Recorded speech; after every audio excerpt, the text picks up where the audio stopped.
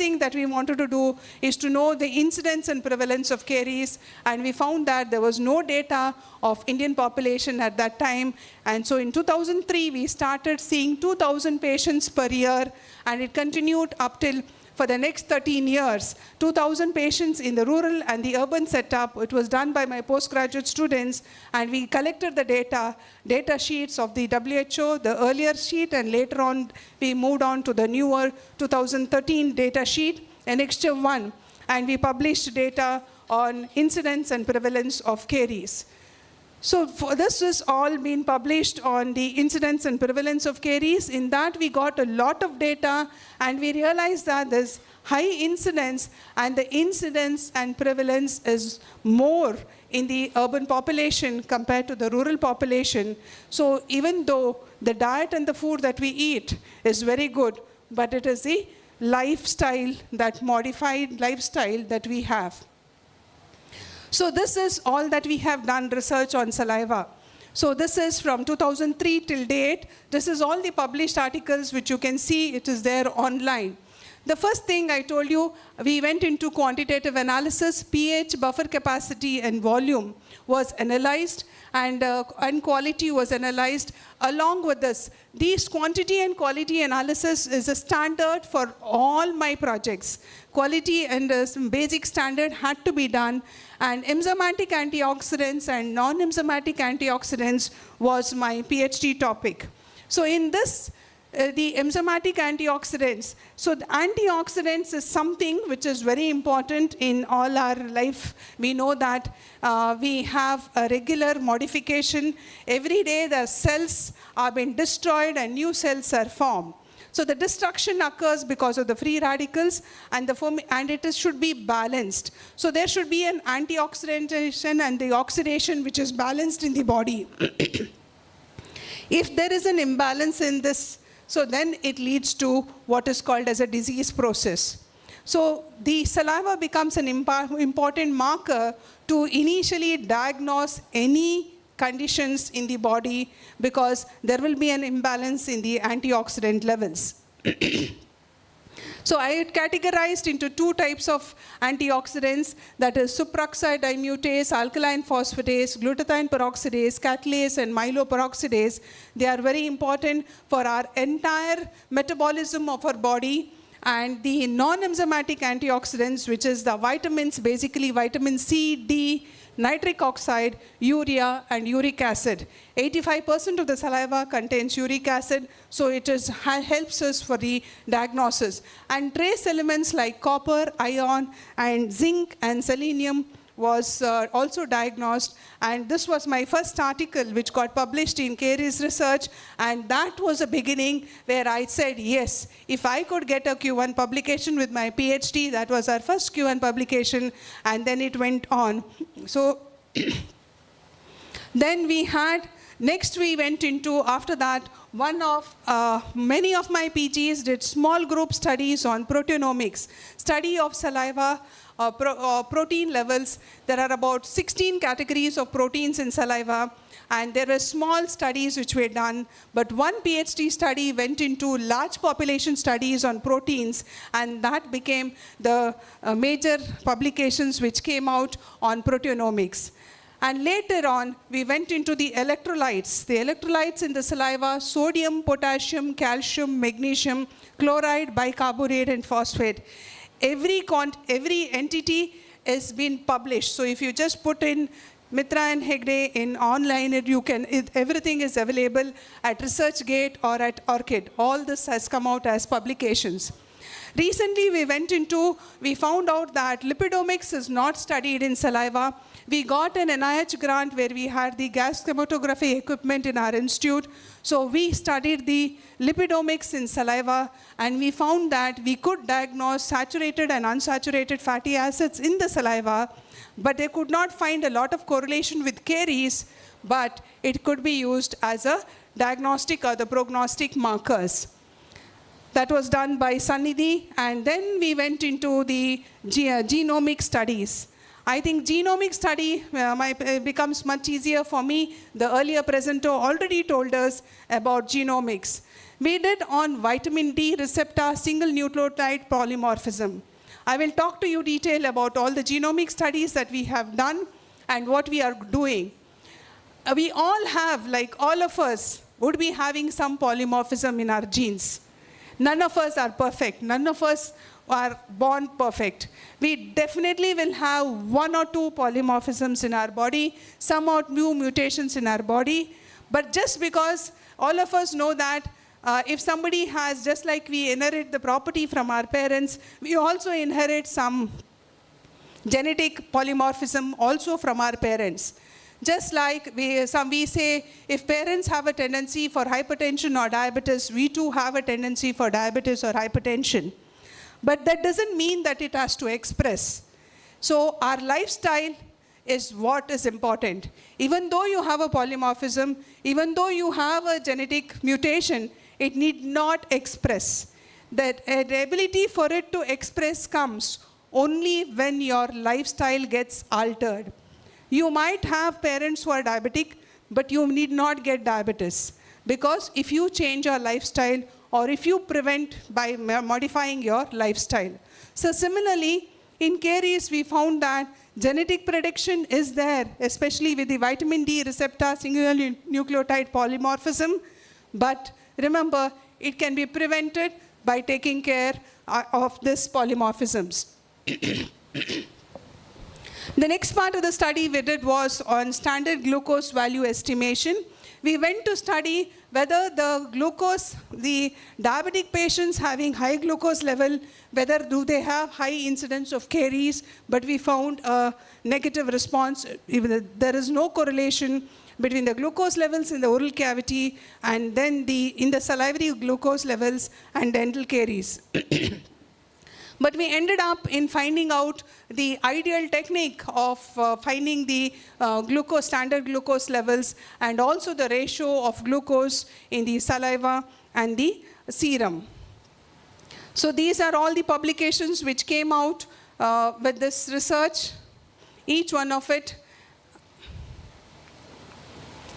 So salivary analysis, I keep this as a standard method of pH and buffering capacity for all. So before we check, we tell every patient to check assessing the salivary flow, invert the lower lip, wait for a minute, and check the drops of saliva which is formed.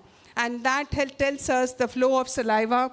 The buffer capacity, we use the buffer capacity kit, and the pH also we use a pH buffering capacity, pH kit, and just check out this becomes an important marker in every patient. So these are the salivary flow, hydration, viscosity, pH, quantity, buffering capacity, and last is a microbial count. Earlier we used to do the culture method, and now we have the PCR analysis.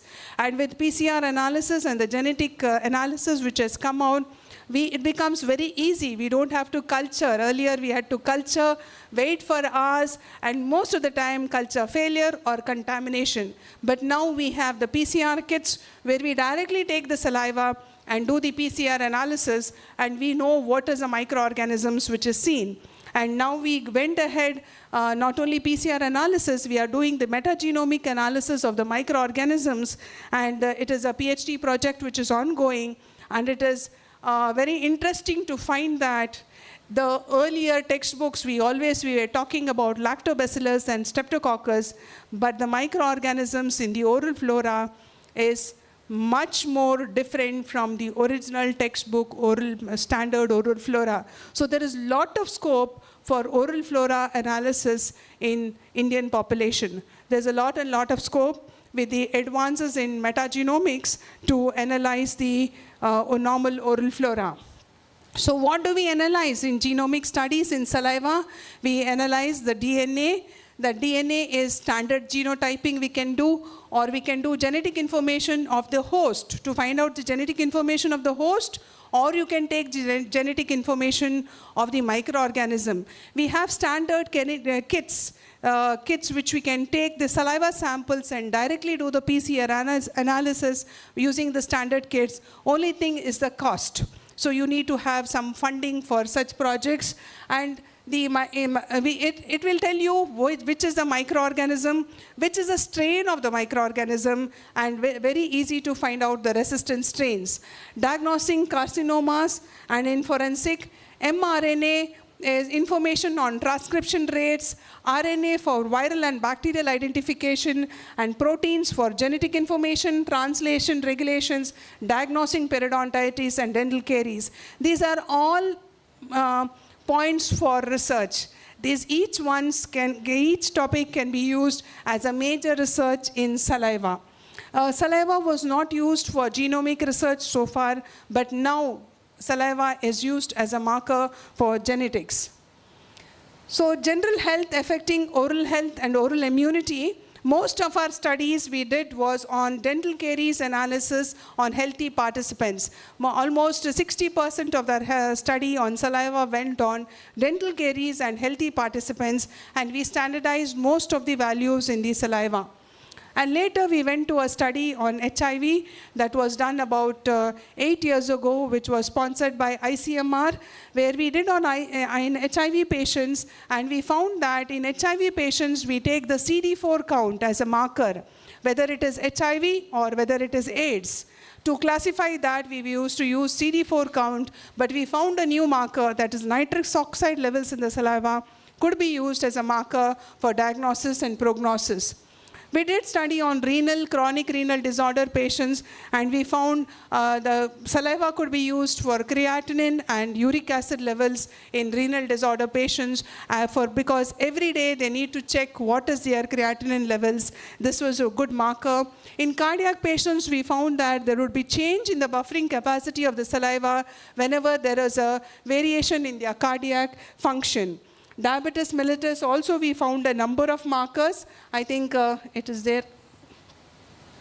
Okay, this was evaluation of salivary parameters by Sunil Irali. He has done this study, and Dr. Preetesh has done this study. So it was their topic on hemodialysis patients. We started first in CMC Vellore and then continued at NITE University when our hemodialysis center was established.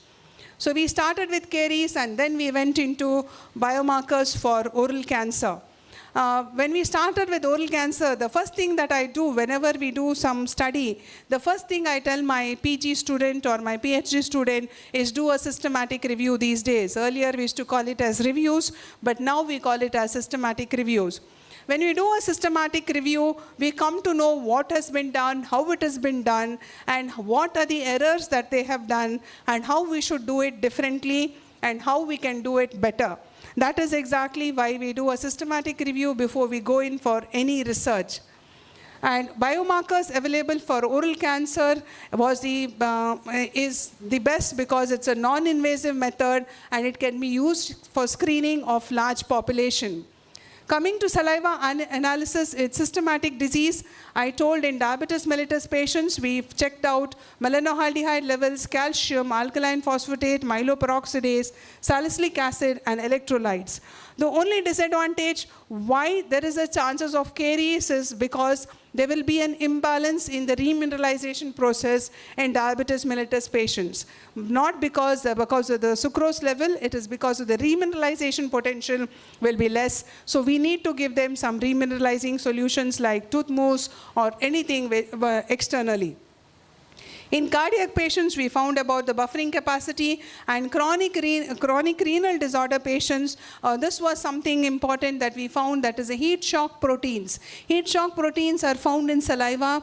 These are proteins which normally come into picture only when their body requires, when there's a trouble in the body, and we have like an emergency kit which we have in our clinic. It is an emergency kit in the body, and this heat shock protein 70 was found in saliva of patients with systemic diseases, and it could be used as a biomarker.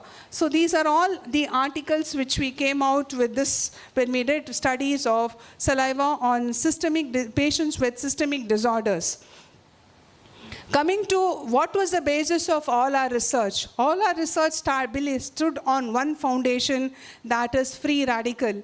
I told you oxidants, antioxidants. All of us know when we exercise, the free radicals in our body increases, and we have some dissolution of some fat and increase in the muscles. Similarly, we know that free radicals are required in our body, but there should not be an imbalance. So we know that it is a claim that there's an imbalance in the level of free radicals and reactive oxygen species with antioxidants play a role in the onset and development of inflammatory pathologies. And every problem, whether it is a genetic imbalance or a genetic polymorphism or a genetic anomaly, will express itself only when we do not balance the free radicals. Every one of us have some polymorphism in our body, but it expresses only when we torture our body to a greater extent, when we do not balance the antioxidant and the oxidant levels. So remember, all of us, we have free radicals, and it is found in different forms in the body. And we also know that oxygen is required for our immune system. Oxygen, without oxygen, we cannot live. But we also know that excess oxygen kills. We use ozone therapy to kill bacteria, and with excess oxygen, we can also kill human beings. So similarly, free radicals, excess oxygen also acts as free radicals. So remember, this is a basis for all research.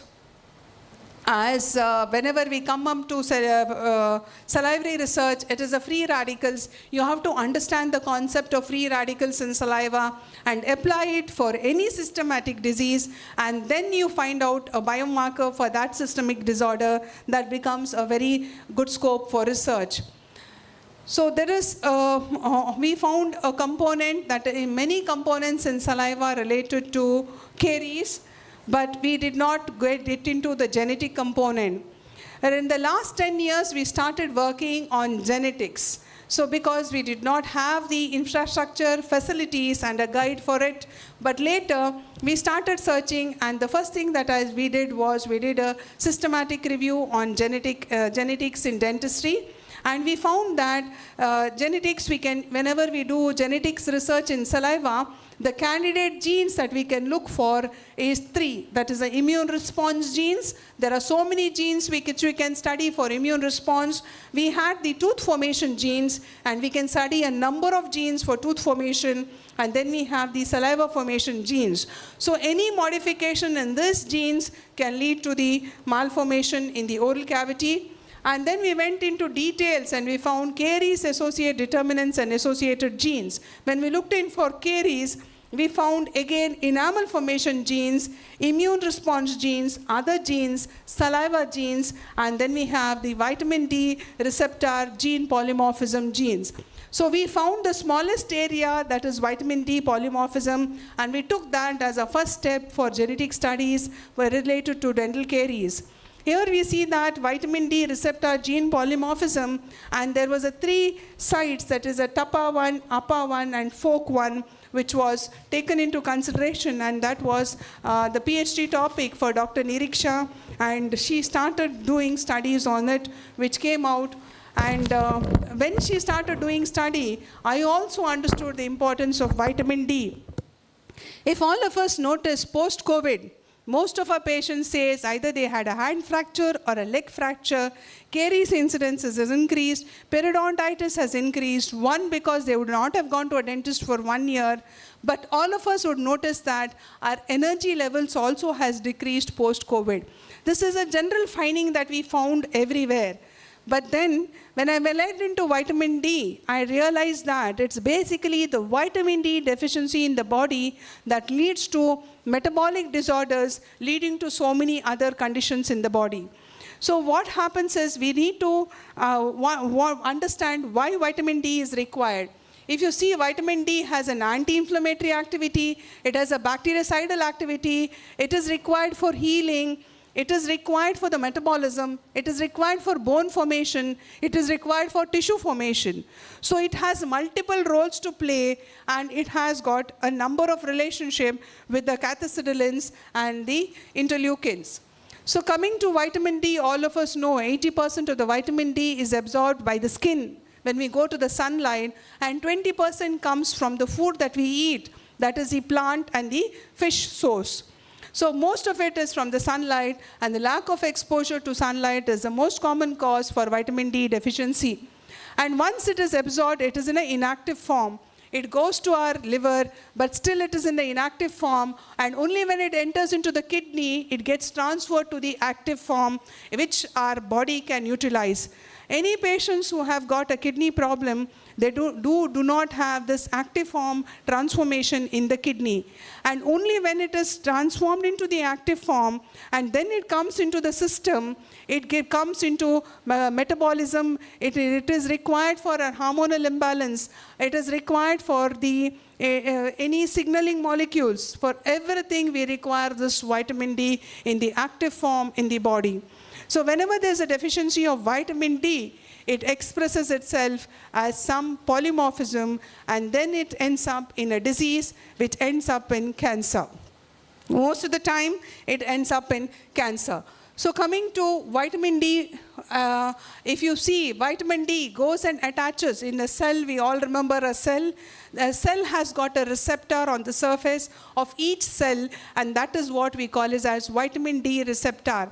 And vitamin D receptor polymorphism leads to most of the problems. So this is, if there is no receptor cell polymorphism, then there is the activity of cathepsidolins, which are important as a protective mechanism in our body, or the LL37 activity in the body is all decreased. LL37 becomes the defense mechanism of our body. When the defense mechanism of our body comes down, automatically disease comes into chronic form, or it gets into a major pathology. So this was our first article on FOC1 vitamin D receptor gene polymorphism and risk of caries, that is case control study. This was Niriksha's PhD topic, and we found that dental caries is multifactorial, but host susceptibility in the prevention of caries is most important. We know dental caries is still multifactorial, but host susceptibility makes an important role. So we can find out, we can take a sample of the patient, and then we can check out whether he has this polymorphism, and we can tell the patient, yes, you do have this problem, so you need to take extra precautions, not the normal ones. So we can do it. But yes, there was a question whether it can be treated. Yes, it can be treated, but not after growth. It is very much in the womb, and for which we require more research to be done. Antimicrobial peptide LL37. This peptide is a very important and the only cathepsidolin that we have in human beings. Only this is not seen, this is only cathepsidolin, and it has a protective mechanism. It's a human antimicrobial protein. And this, if you have a deficiency of this, it leads to maximum problems, which leads once again into cancer. So coming to this was the next part of a study. We wanted to know, analyze whether there is a correlation between the LL37 and the oral cavity and dental caries. So human cathepsidolin, what exactly they do? Whenever there is a microorganism, they attach onto the cell wall of the microorganism and destroy the microorganisms. And whenever the cell wall is destroyed, we know that there is a leakage of material, and automatically there is a death of the cell. Coming to the antimicrobial peptide, cathepsidolin and vitamin D receptor gene polymorphism in oral health was an article that we published, and you can see that this shows a direct relationship between caries and LL37 deficiency because of vitamin D polymorphism. So this was another path-breaking area which we found, and as soon as we find one result, then we want to do something more, and that is how we continue doing this research. And we went to the next study of potential role of salivary vitamin D antimicrobial peptide LL37 and interleukins. We went into interleukins in severity of dental caries.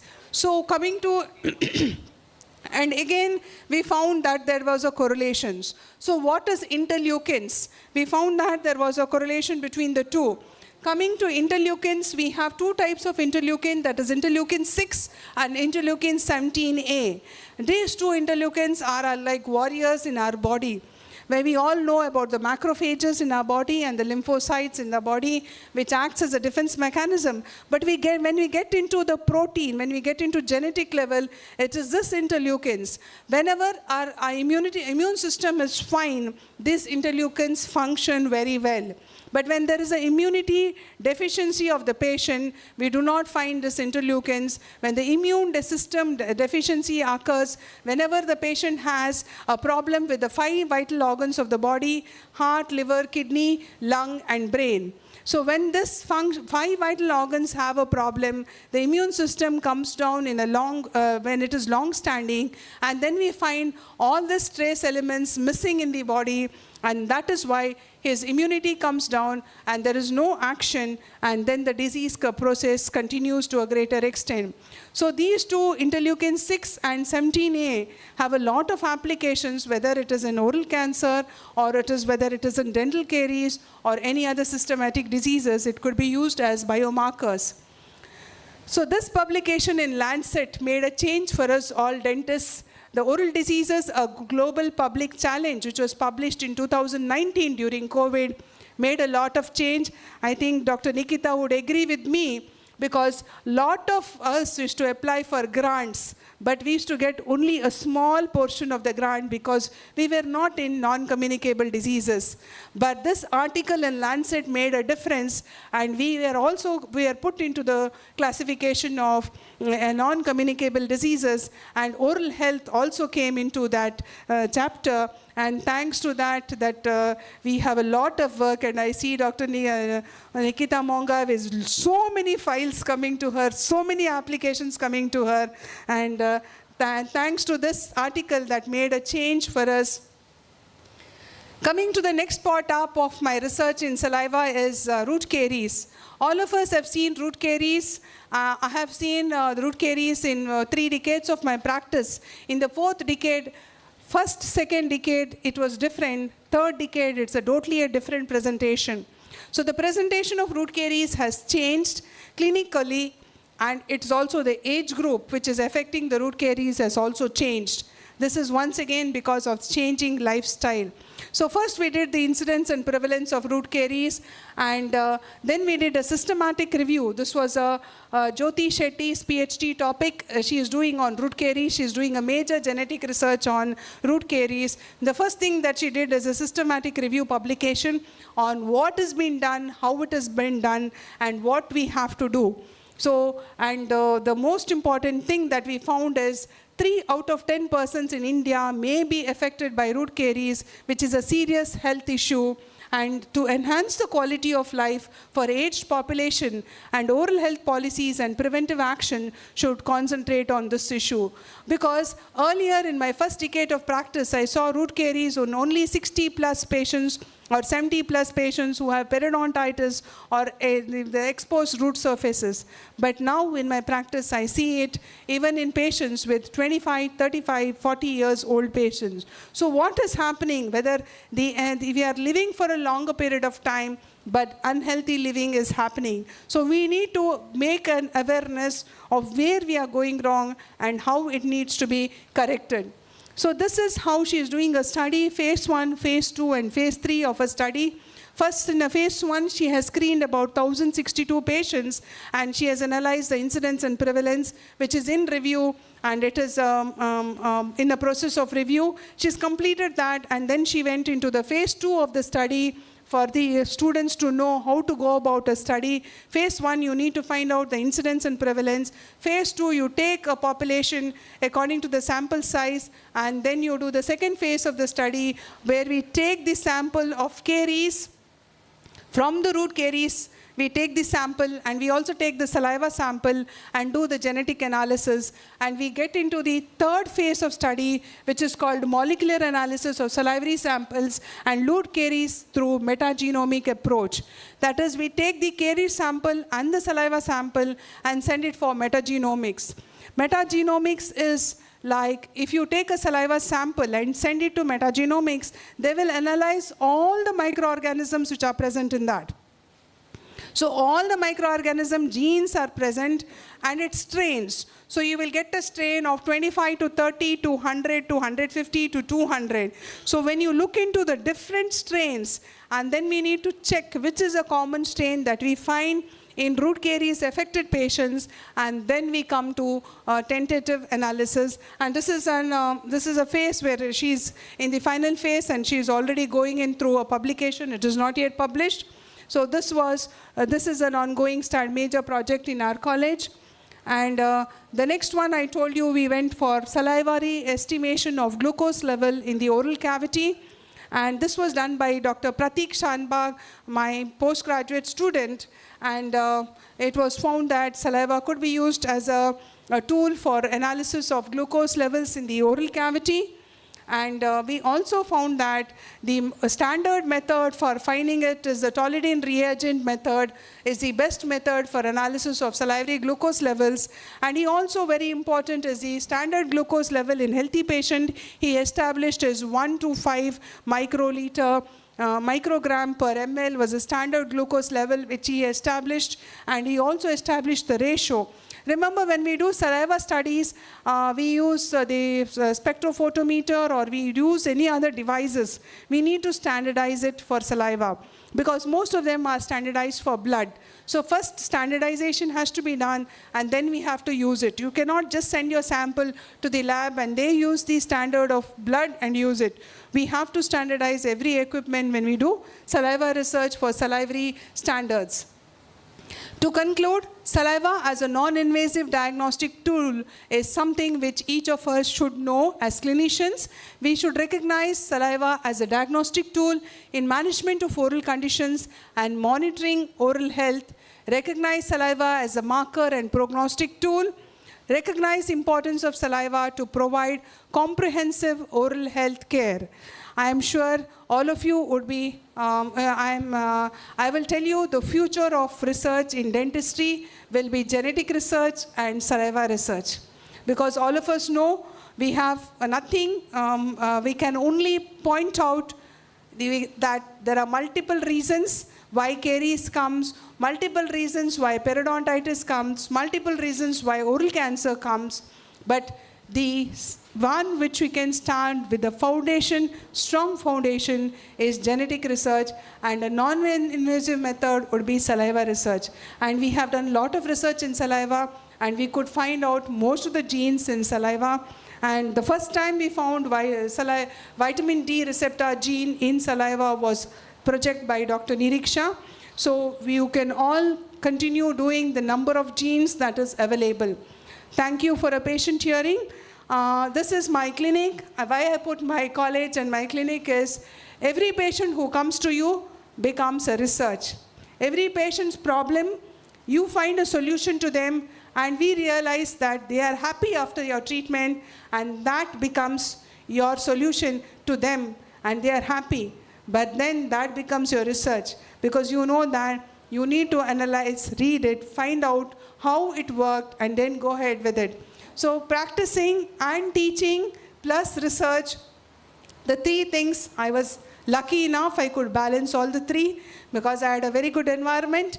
In my department, all my 15 colleagues were my students, either directly or indirectly. If they were not my students, they joined for PhD, and I had a very good environment. So our department has got a very good setup for research, and our institution has got a biochemistry center, we have a microbiology center, we have a genetic lab center, and we have a cell culture lab center, and we also have the radiation lab center. So we have an extremely good setup for research. Anybody wants to do some work, you can always collaborate with our department at A.B. Shetty Memorial Institute of Dental Science. Thank you for your patient hearing. Thank you very much, Dr. Mitra.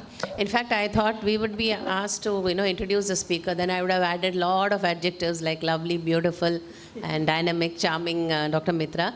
Anyway, and a very good friend for so many years for both of us. On that mark, I would like to say that this was really an exhaustive, lecture on saliva. And I am also boggled by the number of the genes that you had expressed. Thank you very much. And I would like to know if anybody has any questions. Yeah, Kafi, it was an extensive work, I must say, and must appreciate Dr. Mitra Hegde. I hope I'm audible to all. The only one thing I'd like to say, when you do such studies, and I'm adding on, ma'am, if you permit. Whenever you do saliva biomarker studies, two things are very important. One is the way you collect the saliva. That makes a real difference. The method you're using, the timing you're using, the way you're collecting saliva, that is very sensitive and critical point. The other point is validation. You will collect the samples, data will always come, markers will always come. But are they really valid? That's the important question. Are they actually pointing you? I mean, if, for example, I'll talk one example that she has pointed out, like HIV CD4 count, for example. If that count number is coming 40, does it really say that the person has HIV? That is important. Number 28, 30, 40 makes no sense. But the validation that does really 40 number of the biomarker, does it really indicate towards HIV? That is important. So we really need to know the translational potential of these studies. So that point is very important, I guess. Yeah, that is exactly what I said. Small group studies are done by postgraduate students, and when we find something very nice, then we give it as a PhD study when it goes for a large group studies and large sample size. Because when it is PG, it is, you cannot hold them for too long. It's only 3 years. And by the time they mature 1 year, and then when they do a study, it is, so they do small group studies. And when we get a result, validation is done with large group studies, large sample size validation is required. That comes out as PhD topics. And only when it comes out as large group studies and when it comes out as PhD topics, it gets into Q1 journals. So this is what has to be done. As Madam said, it's a good thing. And I think I didn't concentrate so much on collection of saliva, because collection of saliva is a very important thing. The time of collection, the method of collection, the method of storage, because it is 45 minutes time. I could not put all those things into this. Those are very, very, very important, because you don't store it well, you don't get right results. If you don't collect it well, or the method of collection, time of collection, we all know there is a variation in saliva. The 4 things, one is on the taste, one is on the smell, third is the food, and fourth is the exercise. So we should say the patient should not eat anything, they should not have odor. If you have a food smell here and you take saliva, the composition of saliva will vary. So these 4 things also have to be, precautions have to be taken. But if you take precautions, even when you do a blood estimation, they will tell you, come empty stomach for 12 hours, have you eaten this? Similarly, they do precautions there also. Similarly, we have to have the precautions and validations in saliva research. Thank you for adding on. Any other questions? Yes.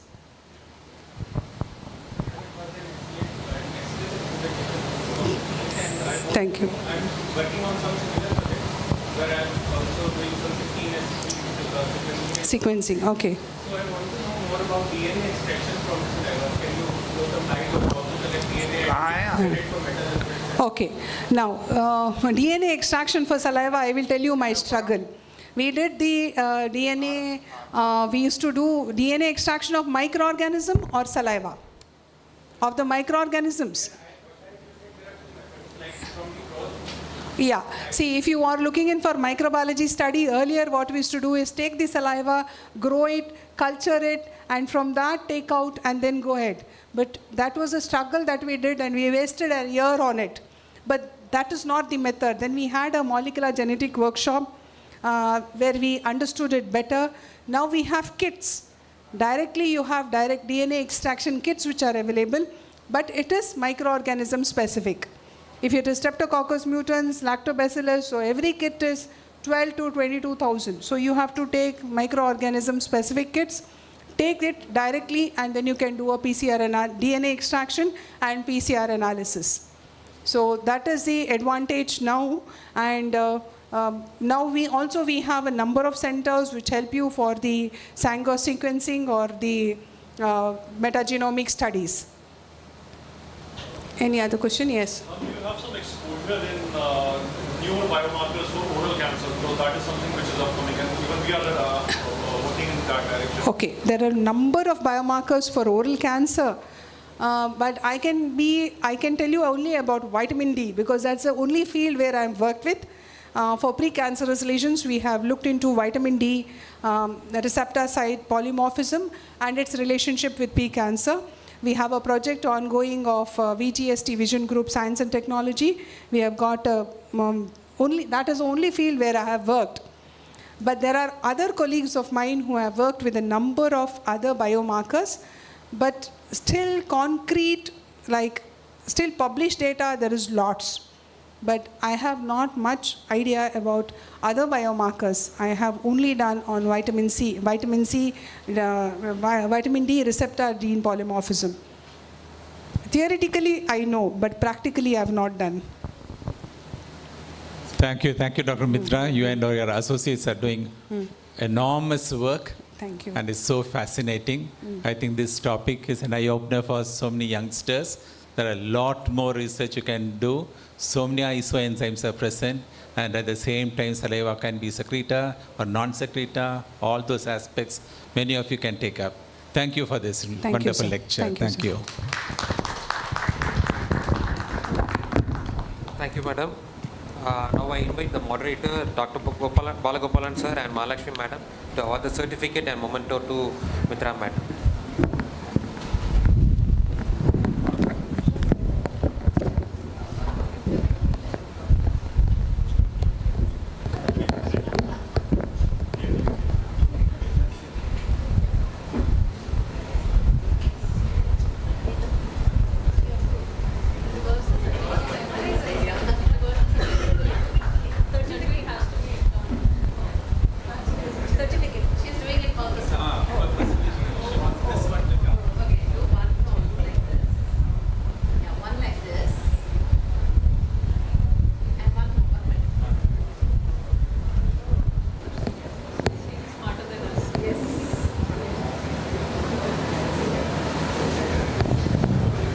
Now I invite Dr. Nitika Monga madam to felicitate the moderators with a memento and certificate.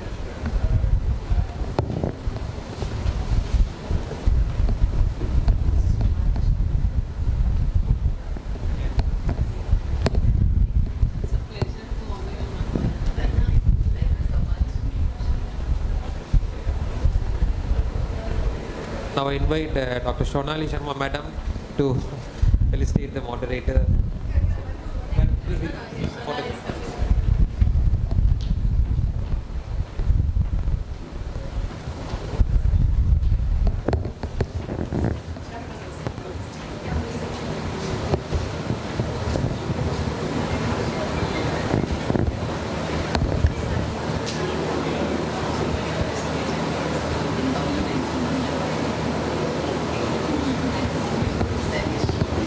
Thank you, madam.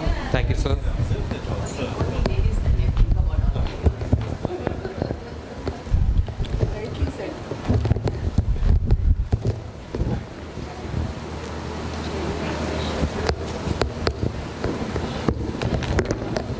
One small announcement that the trade fair is open, so you can have a visit on it.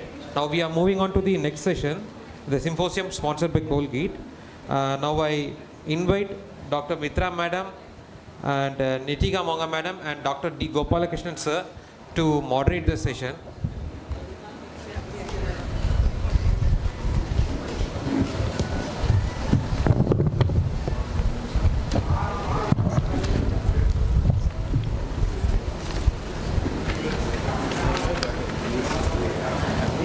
An introduction about the moderators. I have told about Mitra madam. He's a vice principal and dean of the ABCT, and Dr. Nitika Monga is currently working as a scientist and program officer of oral health and gastroenterology in Indian Councils of Medical Research headquarters. She's a clinician scientist with 10 years of experience in NCD research, program implementation and advocacy. and National Task Forces, Centers of Advanced Research and Excellence, and fellowships in Projectism in India. She received her MDS Orthodontics degree from and 2-year fellowship degree in cleft and craniofacial orthodontics from AIMS, New Delhi, training in cleft management from Changwon Memorial Hospital, Taiwan. She is the recipient of NAMS SS Sidhu Award. She is an expert member in various national research committee and has various publications in reputed high impact journals. And the introduction about Dr. D. Gopalakrishnan sir, he is the president of IPS, Indian Prosthodontic Society, and he has he has completed his UG and PG in Annamalai Dental College, PhD from Thammasat University of Thailand, and he is the first life member of Indian Society of Periodontology to have an international PhD, board member and fellow of International Society of Periodontic Plastic Surgery, an Indian ambassador and international member of an American Academy. He served expert in the groups of Constitute of Health and Family Welfare, national and international awards for research, innovations and administration in dentistry. He has lectured in USA, Canada and Europe and various abroad countries, and several projects, publications has been done by sir in index journals, and he is an editorial board and peer reviewing committee of leading journals. And I hand over the session by inviting our symposium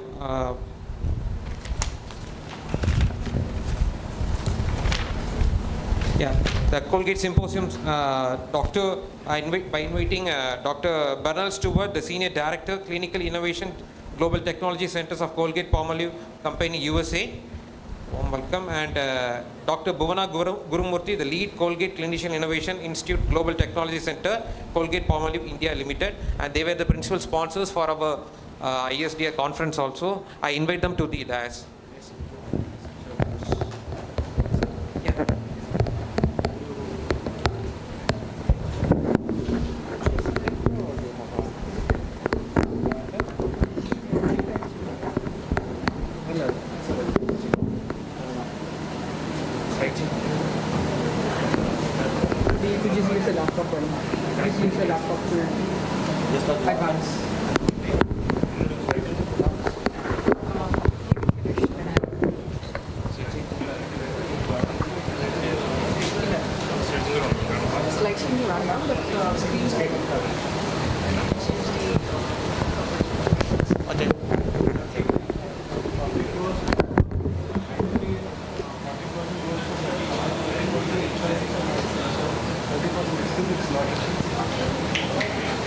First of all, thank you to distinguished professor for your amazing lecture.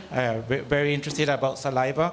I 100% agree with you. That's the future, and we should continue doing research in that field. So thank you for bringing that topic to us.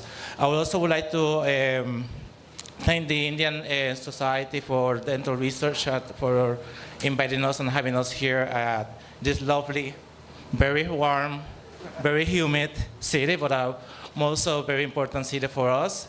As I was introduced, I'm Bernal Stewart. I'm Director of Research for Latin America and India. And I'm very pleased to be here with my colleagues from Colgate, Dr. Bhuvana Gurumurthy, and our distinguished scientists.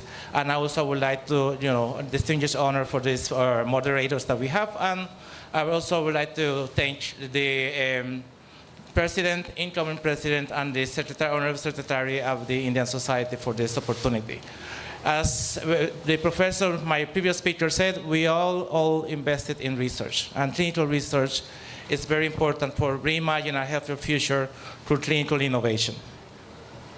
With that, as I said before, I'm the Senior Director for Clinical Research, and I am very happy and pleased to have my colleague, Bhuvana Gurumurthy, who is here and leading our efforts in clinical research and through our dental health units here in India. And I will explain a little bit more for you what this implies for India and what does this mean for Colgate.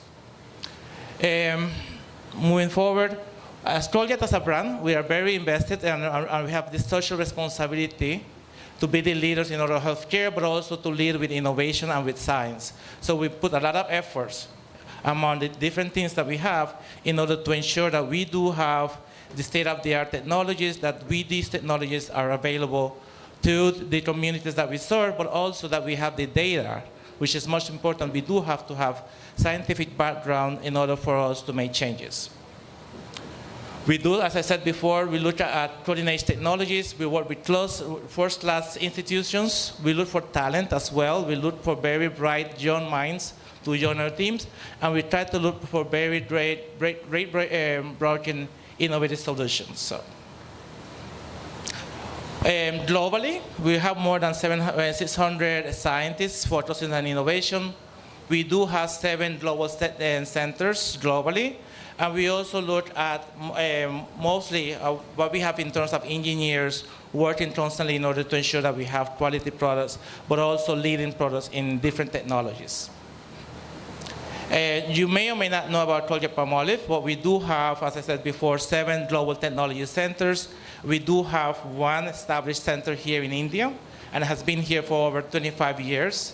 We just celebrated 25 years last year, so we're very happy to have that connection here in India. But also, and you may not know, we do have what we call the dental health unit or health unit. So these are dedicated scientists and dentists that are local in the country, and they're always here to promote dental research. So we started out in our Global Technology Center in Piscataway, New Jersey. That's where I'm located, with the Volpe Clinic. We do have the Manchester Dental Health Unit. Some of you may have been familiarized with this unit, as some of you colleagues have stayed with us at that unit for some time and got their PhD while they've been in Manchester. Recently, I'm very pleased, 5 years ago, I was sent to Brazil, and we were able to establish the LATAM Dental Health Unit. And as I said, just last year, we were very honored and pleased to inaugurate the Colgate Clinical Innovation Institute here in India, which shows our commitment for not only clinical research of high standards, but also our commitment to lead in innovation. We do publish, and compared to other companies in this field, we make sure that our research gets to the hands of those who are in need of new science, but also of those who are in need of making the policy changes that are needed to improve the quality of life of our communities. With that, as I said before, last year we were very pleased and very honored, and honored also to have many of you present. We launched our Colgate Clinical Innovation Institute. We had, the institute comes from a need that we do have to make a commitment towards research. We do have to allocate resources, but we also need to foster an ecosystem where the private institutions, public institutions, and academic institutions can come together and work as one center with one ideas in order for us to move and change the reality of the life of the communities that we serve. So we do vision to be recognized as a center of excellence for innovation, and both in oral and skin care, which is a very unique proposition. And we also look to improve the oral health and skin health of the communities that we serve. As I said before, we did have a great event October last year in our main headquarters in Mumbai, where we were honored to have some of you as guests of honor, but also we were able to establish and inaugurate our brand new facilities. I hope one day you have the opportunity to visit. So we have very clear objectives and very clear pillars of what we want to do with this Colgate Clinical Innovation Institute. We do want to build a research community, focusing on leveraging our academic partners.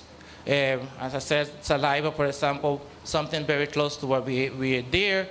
Looking at the academic partners, building our in-house capabilities, but also building a network of scientists, our research excellence academic institutions, where we can collaborate together in order to find mutual solutions. And we also want to develop new technologies.